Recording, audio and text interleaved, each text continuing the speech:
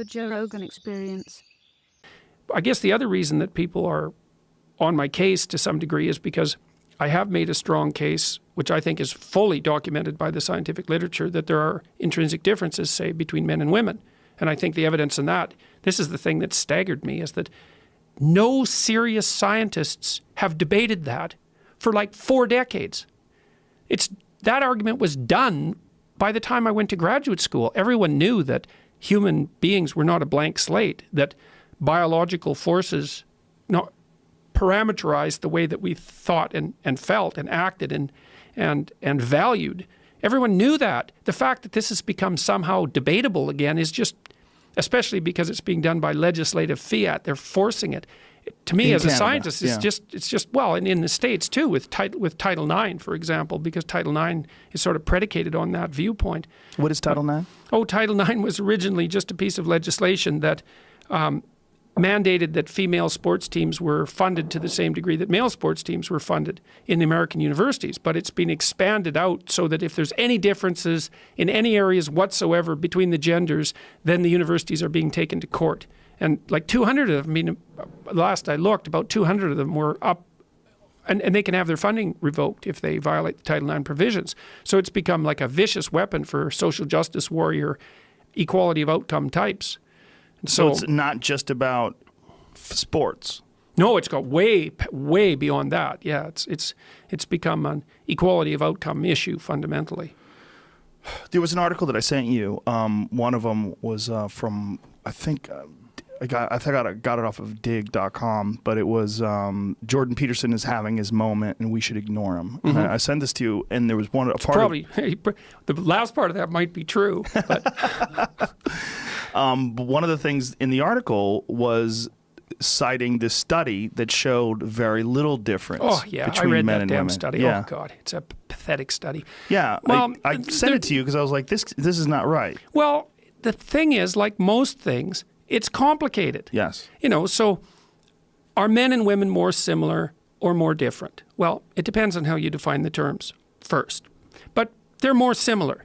Well, why? Well, they're the same species. So we could start with that. But the question is, what are the differences and how do they manifest themselves, and are those manifestations important? So here's an example. If you took a random woman out of the population and a random man, and you had to bet on who was more temperamentally aggressive, if you bet on the man, you'd be right 60% of the time. But you'd be wrong 40% of the time. And that's not a walloping difference, right? 60-40. It's not 90-10. So there's a lot of overlap between men and women in terms of their levels of aggression. And you think, well, they're more the same. Yeah, except. So then let's say, no, let's play a slightly different game. Let's pick the 1 in 100 most aggressive person from the random population. Well, they're all men. And that's why all the people in prison are men. So even though on average, men and women, it's 90 to 95%, right? So, and often if the women are in prison, it's because they got tangled up with a really bad guy, So one of the problems is that differences at the extreme are where the differences really start to manifest themselves. And so you can have a small difference at the level of the average, but out at the extremes, it starts to make a massive difference. So let's say to be a Google engineer, which is hard, right? Because you not only have to be an engineer, but you have to be a very good engineer.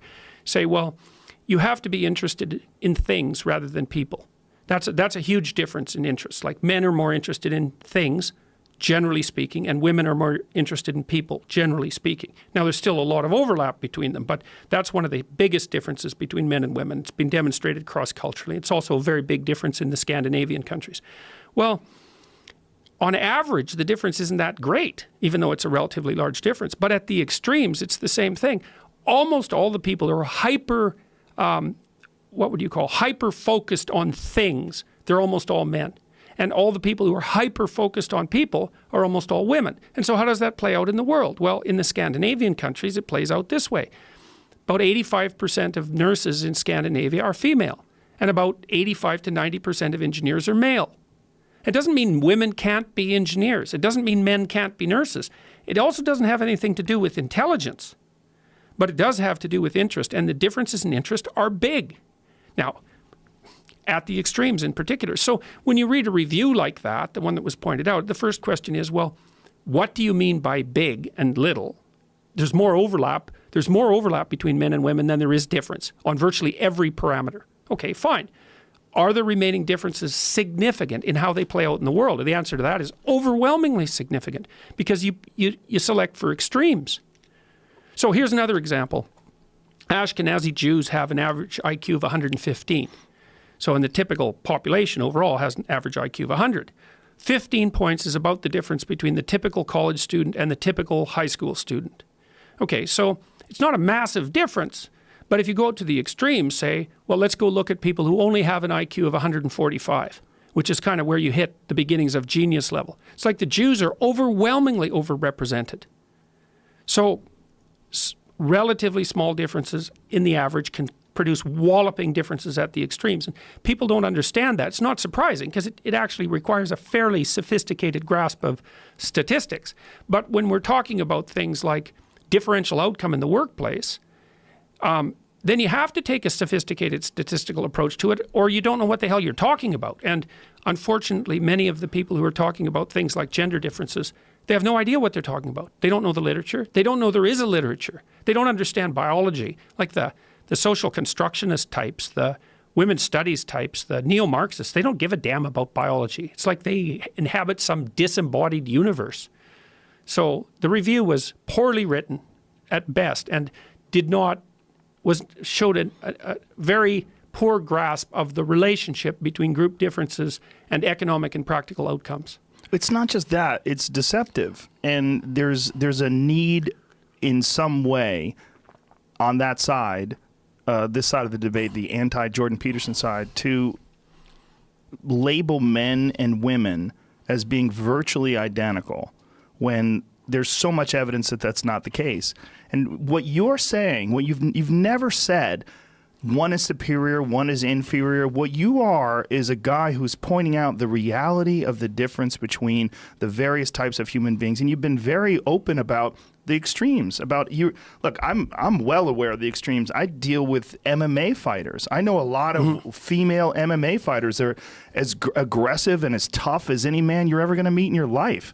And I know a lot of men from comedy that are meek little guys who they're not nearly as aggressive as some of these female fighters. Like, I think one of the beautiful things about freedom is that people get an opportunity to express themselves in a way that's genuinely them. Yep. And whether that is like our friend Alex Honnold, who's a free climber, who is like climbing up these fantastic mountains with no ropes, or whether it's a female MMA fighter like Raquel Pennington, who's just a tank and beating the shit out of people, and that's what she loves to do.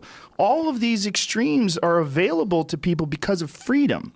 This is not a suppressive thing. No one's stopping people from choosing these paths. I don't know if you saw the most recent slip-up by the CEO of YouTube.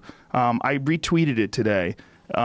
They were talking about why there's not as many women in tech, and she basically said, they both, her and the CEO of Google, said exactly what James Damore was saying in his memo. They completely fucked up. They tried to look. Did you find this? Look at this. This is goddamn hilarious. And James Damore had this on his page. They respond, women, a lack of tech. No, go to James Damore's tweet. Just go to the what I retweeted and what he said. So there was a study published a while ago about... Jamie, scroll back up. Right, it was right there. It's right there. Just make his tweet larger. There you go. Look, see, it said, he's saying, did I read this right? I don't know how to say her name. Is Susan Wojcicki? I'm sorry, I don't know how to say her name. Wojcicki said that women find geeky male industries as opposed to social industries not very interesting, and Sundar cites research on gender differences. Well, that's exactly the difference in interest that I just pointed out. Yes, that's exactly right. This is what James Damore wrote in his memo that got him fired. Yeah. And this, in my mind, if I was the lawyer for James Damore, I'd be like, oh, well, look what we have here. This is checkmate. Yeah. You dummies. You just said what he said. The Damore story is really interesting, because I think it's such a classic story of an engineer getting tangled up in politics. So Damore went to this diversity seminar, And he wasn't very happy about it because he knew the literature. And so at the end of the seminar, they asked for feedback. Well, James Damore is an engineer. So when you tell an engineer that you want feedback, the engineer thinks, oh, you want feedback. And you want like facts and stuff, right? Because that's what feedback would be like. So Damore went and wrote this like thorough memo and gave it to them. He said, well, this is what I think. Here's some feedback. And then it traveled around. He got no real response from the diversity people. And then he posted it on one of these internal boards at Google where people can discuss things, which people at Google do all the time. So it was perfectly reasonable for him to post it because he didn't get a response from the diversity people. He thought, well, let's see what other people think. And then it was there for a long time until it was leaked into the outside world. It wasn't like Damore was trying to expose Google for what it is. He was just doing what an engineer type would do when someone asked him to provide feedback, because he's not thinking politically. He's not thinking, oh, they just want to hear what they already said. He thought they actually wanted some facts. Anyways, I think they picked on the wrong guy, because Damore turns out to be pretty damn tough. Well, he's very smart and a very kind guy. Yeah. When you sit down and talk to him, he's not a sexist. He's a guy that's talking about facts. In fact, he wrote more than a page and a half, I believe, on strategies for getting more women interested in tech. He's not a sexist. Yeah. This is just a guy that was talking about the differences and the choices that people make, that it's based on just the variations that you were just discussing. Yeah, well, there's a good study done a while ago, and unfortunately I don't remember the author, but they were looking at junior high math prodigies. And they're pretty equally distributed between boys and girls. But by the time university came along, the math prodigy boys, they'd tend to go into the STEM fields, but the girls wouldn't. And it isn't because they lacked ability, because they had stellar ability. It's because they weren't interested. And it turns out, like the interest thing turns out to be a big one. So with personality alone, if you measure men and women's personalities, and then you add up all the differences in personalities, you could tell with about 75 to 80% certainty by looking at a full personality readout whether a person's male or female. So you'd be wrong 25% of the time, something like that. But if you add interest to that, you can get it up to about 90%. And so, you say, well, are these differences large? Well, individually, they're not that big. They make more difference at the extremes. But if you add them up, then you can almost completely differentiate men from women. So by that token, they're very large. And the interest thing actually turns out to matter a lot. Like, it's probably the most important individual difference that has been discovered between men and women at the psychological level. It has real decent explanatory power, because you might say, well, men have a slight edge in spatial intelligence, and that's why they're overrepresented in STEM fields. And women have a slight edge in verbal intelligence. This is debatable, but literature kind of indicates that. And that's why they're overwhelmingly the majority of fiction readers, for example. Is that the reason that there's differential representation in the STEM fields? It's like, no, it doesn't seem to be. It doesn't look like it's an intellectual issue, which is also what Damore pointed out, by the way. He never said once that this was a cognitive issue. But it's a matter of choice, matter of interest. And women tend to be more people-oriented. Now, the thing is, this has also been discovered in chimpanzees and other primates.